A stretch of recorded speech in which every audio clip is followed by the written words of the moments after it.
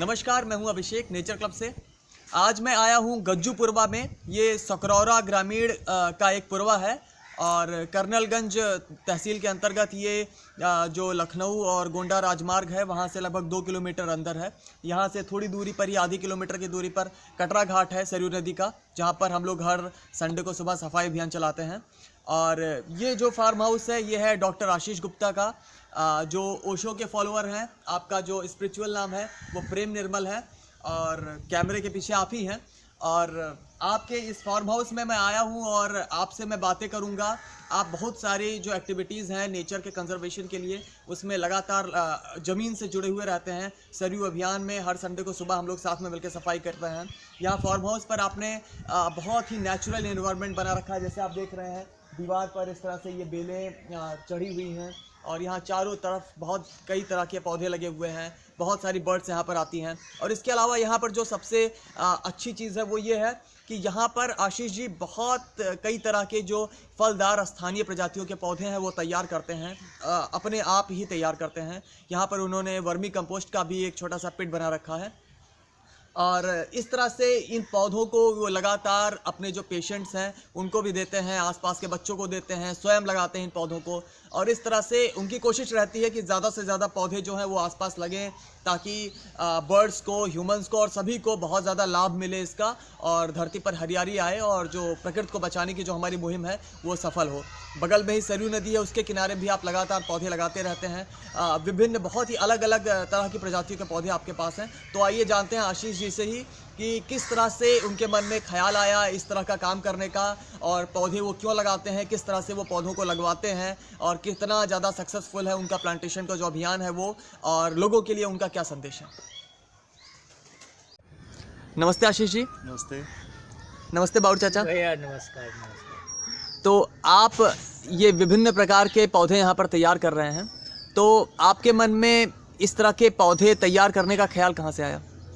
अभिषेक, actually मुझे पौधों से हमेशा से लगाव रहा और मेरी ये कोशिश रहती है कि मैं लोगों में ज़्यादा से ज़्यादा पौधों के बारे में अवेयरनेस फैला सकूं, और ये कोशिश रहती है कि लोगों को ज़्यादा से ज़्यादा पौधे बांट सकूं। लेकिन समस्या हमारे साथ में ये रहती है कि यहाँ आसपास में अगर हम नर्सरी से ख़रीदने जाते हैं तो अपने मन मुताबिक पौधे नहीं मिल पाते हैं और काफ़ी दूर जाना पड़ता है पौधे लाने के लिए। तो मेरे मन में विचार आया आज से 3-4 साल पहले कि क्यों ना खुद की नर्सरी तैयार की जाए, और जिसमें हम अपने हिसाब से पौधे उगाते हैं और फिर खुद लगाते भी हैं। और जैसे गांव में बच्चे हैं, बच्चों को, चूँकि बच्चों को बहुत पौधे से एक नैसर्गिक लगाव होता है, गांव के बच्चे यहाँ से पौधे ले जाते हैं। इसके अलावा मेरे जो पेशेंट्स हैं, अगर किसी को वो चाहता है कि वो अपने घर पर कोई पेड़ लगाना चाहता है तो उसको भी हम दे देते हैं अपने पास से पौधे। इसके अलावा सड़क के किनारे या कहीं जहाँ कहीं जगह लगी, या कटरा घाट पर भी हमने काफ़ी पेड़ लगाए हैं, बरगद के और भी कई तरीके के, इमली के, तो वो सब भी मैंने लगाए हैं। और इसमें मेरी सहायता हमारे बाउर चाचा का इसमें विशेष योगदान रहता है, क्योंकि हम उनके बिना हमारा ये काम काफ़ी मैं इतनी अच्छी तरीके से संभव नहीं हो पाएगा। और इसमें देखिए आप, ये जैसे ये चकोतरा का पेड़ है। चकोतरा मेरे एक मित्र हैं हर्षित, तो उनके यहाँ से मैं गया था, तो चकोतरा के बीजों से जो मैंने खाए उसके बीज से मैंने चकोतरा के पौधे तैयार किए। कम से कम 50-60 मैं अभी इसमें से बांट भी चुका हूँ। फिर वहाँ पर देखिए वो जामुन है, फिर इसमें बकायन भी है, बकायना है, फिर वो आपका ये आम है, फिर बीच में अर्जुन भी है, आंवला है, इमली है, सहजन के बहुत सारे पेड़ लगाए थे, अमरूद भी है। कम से कम हम अप्रॉक्सीमेटली मैंने 1000 पेड़ तैयार किए थे, जिसमें 500 पेड़ मैं अभी तक बांट चुका हूँ। और बाकी बस तो ये जो चकोतरा का पौधा है जी, ये मतलब किस काम में आता है? ये चकोतरा, अभिषेक, चकोतरा एक्चुअली ये नींबू की प्रजाति का पौधा है और इसमें काफ़ी बड़े फल आते हैं, और जो अंदर से पल्प जो इनका होता है बहुत ही न्यूट्रिशियस और बड़ा ही स्वादिष्ट होता है, और खाने में विटामिन सी इसमें काफ़ी प्रचुर मात्रा में पाया जाता है, और हड्डियों के लिए, स्किन्स के लिए भी काफ़ी उपयोगी है। तो चकोतरा काफ़ी अच्छा पौधा है। और इसके अलावा और आपकी नर्सरी में मैंने देखा आपने महुआ के भी पौधे लगाए हैं, इमली के भी लगाए हैं, गूलर भी लगाया है। जी आप पीपल भी तैयार करते हैं, बरगद भी तैयार करते हैं, पाकड़ भी तैयार करते हैं, जी बकैना भी तैयार करते हैं। जी तो ये सारे जो पेड़ हैं जो फलदार पौधे नहीं हैं, पर ये ज़रूर है कि ये हमारे स्थानीय पौधे हैं और सदियों से ये हमारे बीच में रहे हैं। तो इनको लगाने का क्या उद्देश्य है? देखिए, ज़रूरी नहीं है कि हम फलदार वृक्ष जो हमें खाना है केवल वही लगाएं। हमें अपने आसपास के पेड़ पशु पक्षियों का भी ख्याल रखना चाहिए। जैसे पक्षी जो हैं गूलर या पीपल, जो फाइकस प्रजाति के जो पौधे हैं, तो ये जो पक्षी हैं वो जो उनका जो गूदा निकलता है, गोदा जिसको बोलते हैं यहाँ पर, वो ज़्यादातर पक्षी उसी को ही अपना आहार बनाते हैं। और फाइकस प्रजाति के पौधे जैसे गूलर हो गया, पीपल, पाकड़, बरगद, ये हमारे बायोडाइवर्सिटी के लिए भी बहुत अच्छा पौधा है और छाया भी अच्छी देता है। और इसके नीचे बैठ के लोग गांव में तो पहले, अब तो खैर ज़्यादा पेड़ बचे नहीं, तब नहीं तो गांव में इसी के नीचे बैठ के लोग अपनी दोपहरी पूरी काट देते थे। और ऊपर से पक्षी इसमें काफ़ी घोंसला बनाते हैं। और इसलिए मुझे स्पेशली पाकड़ और बरगद, फाइकस की प्रजाति के जो पौधे, इनसे बहुत लगाव है और मेरा हमेशा से मन रहा है कि मैं इनको ज़्यादा से ज़्यादा लगा सकूं। तो आप इसके लिए काफ़ी ज़्यादा इसके लिए एफर्ट्स करते हैं। तो आप के लिए जो युवा हैं उनके लिए आपका क्या संदेश है कि किस तरह से वो कैसे ये चीज़ शुरू कर सकते हैं कि वो स्वयं अपने पौधे उगाएं और ज़्यादा से ज़्यादा लोगों को वो पौधे दें और ताकि धरती पर हरियाली बढ़ सके? मेरा युवाओं से बस यही कहना है कि देखिए, हम भले चाहे भौतिक रूप से चाहे जितनी प्रगति कर लें, लेकिन अगर हम प्रकृति से अगर जितना दूर अगर हम चले जाते हैं तो हमारे लिए आने वाला जो समय बहुत ही अंधकार में हो जाएगा। और प्रकृति से जुड़ के ही वास्तविक आनंद पाया जा सकता है, क्योंकि हमें जितनी भी चीज़ें मिलती हैं वो प्रकृति से ही मिलती हैं, जो वास्तव में हमें सुख देती हैं। और मेरा हमेशा से मन रहा है कि युवा जो है आज क्या, वो प्रकृति से जुड़े, पेड़ लगाए। और क्योंकि जिस हिसाब से हमारे देश में क्या पूरे विश्व में पेड़ों की संख्या कम हो रही है, तो वो उससे हमारे पर्यावरण पर भी बहुत विपरीत प्रभाव पड़ रहा है, जिसका परिणाम हम देख ही रहे हैं कि जलवायु परिवर्तन इसका एक बहुत बड़ा एक ज्वलंत उदाहरण है। तो लोग ज़्यादा से ज़्यादा पेड़ लगाएंगे तो आप अपने आसपास हरियाली तो पैदा ही करेंगे, साथ में आप तापमान को भी कम करेंगे, पशु पक्षियों के लिए भी आप बहुत कुछ कर पाएंगे। यानी कि आप एक पेड़ लगाते हैं तो आप बहुत कुछ कर सकते हैं। आपको बहुत अलग अलग चीज़ें करने की ज़रूरत नहीं पड़ती है।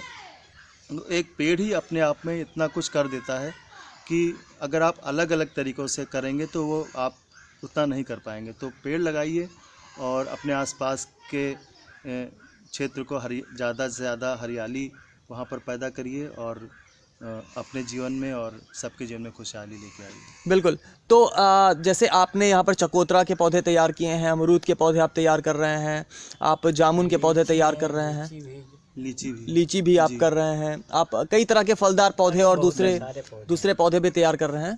तो अगर कोई युवा इस तरह से अपनी छोटी सी ज़मीन में इस तरह से पौधे तैयार करना चाहता है, और तो क्या उसे क्या क्या चीज़ें करनी चाहिए? बहुत ही सरल है बनाना। बस हम ज़्यादा से ज़्यादा हमें बस मिट्टी और खाद चाहिए होगी और कुछ बीज चाहिए होंगी, और बस, और आपके अंदर जो कुछ उसको नर्सरी तैयार करने की जो मुख्य रूप से तो आपके अंदर वो एक ललक होनी चाहिए कि आप बस उतना करिए। ज़्यादा इसमें आप प्लास्टिक बैग्स अगर आपके पास में नहीं भी हैं तो आप प्लास्टिक बैग्स की जगह जो हमारे जो घर में जो तरह तरह के जो पॉलीथीन जो जिसमें खाद्य पदार्थ आते हैं आज कल, वो हम यूज़ कर सकते हैं। नमक का पैकेट हो गया, चाय पत्ती का पैकेट हो गया, तेल का पैकेट हो गया, उसको भी यूज़ करके हम भी काफ़ी मात्रा में हम सारे कलेक्ट करते हैं घर के, उसमें भी हम पौधे तैयार करते हैं। और मिट्टी खाद डाल के बीज आपको आजकल मिल जाते हैं बाज़ार में। स्पेशली हम तो लखनऊ से लेके आते हैं। लखनऊ में एक केसर बाग में एक शॉप है एग्रो फॉरेस्ट्री की, तो हम ज़्यादातर बीज वहीं से लेके आते हैं। और उससे हम नर्सरी तैयार करते हैं। इसके अलावा जो जैसे लीची हो गई सहजन है या जामुन हो गया या सहजन हो गया, इनको तो हम कलेक्ट खुद ही कर लेते हैं। जैसे हमारे पेड़ों में जो या नीम हो गया या आम हो गया, ये तो हमें अपने ये घर में ही मिल जाते हैं, पौधे आसपास मिल जाते हैं। जी। तो बहुत सारे पौधे तो के बीज तो हमें आसपास मिल जाते हैं, कुछ जो नहीं मिल पाते हम लखनऊ से ले आते हैं। और तो आप इस तरह से पौधे तैयार करते हैं, आप अपने जानने वाले अपने मरीजों को, अपने आसपास के छोटे बच्चों को ऐसे पौधे वितरित करते हैं। तो आपको क्या लगता है कि कितने ज़्यादा पौधे जो हैं वो सरवाइव करते हैं, कितना प्रतिशत मतलब इसकी सफलता है? 80% तो हम कह सकते हैं। कह सकते हैं, जैसा कि उत्तर प्रदेश सरकार हर साल 25 करोड़ पौधे लगाती है, जी। पर उनका सर्वाइवल बहुत कम है। तो उसके अगर हम उससे तुलना करें तो आप जो ये पौधे तैयार कर रहे हैं और लोग बच्चों को देते हैं तो इसका सर्वाइवल ज़्यादा है, इसकी क्या वजह है? देखिए, पेड़ लगाना एक बहुत बड़ा काम नहीं है, उसकी केयर टेकिंग सबसे ज़रूरी। तो पेड़ लगाने से पहले तो बहुत ज़रूरी कि हम ये सोच लें कि अगले साल 2 साल हम उसकी केयर कर पाएंगे या नहीं कर पाएंगे, तभी हमें पेड़ लगाना चाहिए। आप भले चाहे कम पेड़ लगाइए, आप 1 पेड़ लगाइए, आप 2 पेड़ लगाइए, 10 पेड़ लगाइए, लेकिन आप पहले सोच लीजिए कि हम उसकी केयर कर पाएंगे कि नहीं कर पाएंगे। अगर आप केवल इसलिए पेड़ लगा रहे हैं कि आप सोच रहे हैं कि पेड़ लगा देंगे और फिर हमें केयर नहीं करनी पड़ेगी, तो फिर वो एक हिसाब से आप वो एक जीव हत्या ही कर रहे हैं, क्योंकि पेड़ों में भी जीवन है। और जिस पेड़ को आपने इतने प्रेम से लगाया है, अगर आप उसकी केयर नहीं करते हैं तो वो हमारे हिसाब से ठीक नहीं है। तो आप पेड़ लगाने से पहले ये सोच लीजिए कि आप उसकी केयर कर पाएंगे, तभी आप पेड़ लगाइए। बिल्कुल। और जैसा कि आप अपने मरीजों को देते हैं, जो लोग ऐसे होते हैं कि हाँ वो पेड़ लगाने के लिए इच्छुक होते हैं, या बच्चे, चूँकि आपने जैसा कि कहा कि प्रकृति से उनके अंदर एक नैसर्गिक लगाव होता है और किसी भी चीज़ को बहुत ही लगन के साथ करते हैं। तो इस प्रकार से शायद आप जो पौधे जो आपके हैं उनका सर्वाइवल रेट बहुत ज़्यादा है। और बाकी जो सरकारी मशीनरी है, चूँकि वहाँ पर इच्छा शक्ति की बड़ी कमी होती है और उनके पास वैसे भी बहुत ज़्यादा वर्कलोड होता है, तो इस वजह से शायद उनके पौधे जो हैं वो सर्वाइव नहीं कर पाते हैं। जी। तो इस तरह से हम लोग बहुत ज़्यादा हरियाली बढ़ाने में बहुत ज़्यादा योगदान दे सकते हैं। कई तरह के फलदार पौधे हैं, हम तैयार करें। हम ऐसे तमाम पौधे जो हैं आसपास की जो सरकारी नर्सरियां हैं उनसे ख़रीद भी सकते हैं। जैसे गोंडा में बादशाह बाग में 8 रुपये का अमरूद का पौधा मिलता है। आम का भी जो देशी आम है उसका पौधा 6 रुपये 8 रुपये का मिल जाता है। और कटहल भी ऐसा ही सस्ता मिल जाता है। और ऐसे तमाम पौधे 8 रुपये 10 रुपये 15 रुपये 20 रुपये के मिलते हैं। तो हम कुछ पैसे इन्वेस्ट करके अगर हम बहुत सारे पौधे ख़रीद लें और ऐसे लोग, ऐसे ग्रामीण, ऐसे बच्चे जो इन पौधों को लगाने के इच्छुक हैं, अगर हम उनको पौधे दे दें तो स्वतः हमारे पौधे वो बहुत ज़्यादा मेहनत करके 1-1 2 पौधे वो लगाएंगे और इस तरह से पौधों का सर्वाइवल ज़्यादा होगा। और अगर हम ये सोचेंगे कि हम 100 पौधे लगाकर और सारी जिम्मेदारी हम उठा लेंगे तो ये बहुत ही मुश्किल काम है। जी बिल्कुल। तो अगर हम जिम्मेदारी को बांट के और सबके साथ मिल के अगर सहयोग करके इस तरह से अगर हम पौधे लगाएं, खासकर फलदार पौधे, वो भी सिर्फ स्थानीय प्रजातियों के, हम कोई विदेशी प्रजाति का पौधा ना लगाएं तो ज़्यादा बेहतर होगा। तो इस तरह से हम लोग ना सिर्फ हरियाली बढ़ाने में बल्कि लोगों का पोषण की जो समस्या है उसको दूर करने में, पशु पक्षियों को आश्रय देने में, उनको भोजन देने में, जैव विविधता को बचाने में, और इस तरह से जो विभिन्न प्रकार के जो पर्यावरणीय जो पहलू हैं उन सब पर हम लोग हेल्प कर सकते हैं।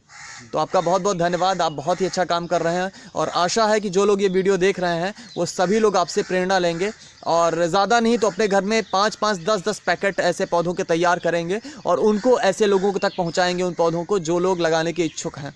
तो मेरे ख्याल से इस तरह से हर व्यक्ति अपने घर में योगदान दे सकता है। अगर आपके पास लॉन नहीं है तो आप अपनी बालकनी में ऐसे पैकेट लगाकर पौधे तैयार कर सकते हैं, गमले में तैयार कर सकते हैं और आप हरियाली बढ़ाने में बहुत ज़्यादा योगदान दे सकते हैं। धन्यवाद। धन्यवाद अभिषेक।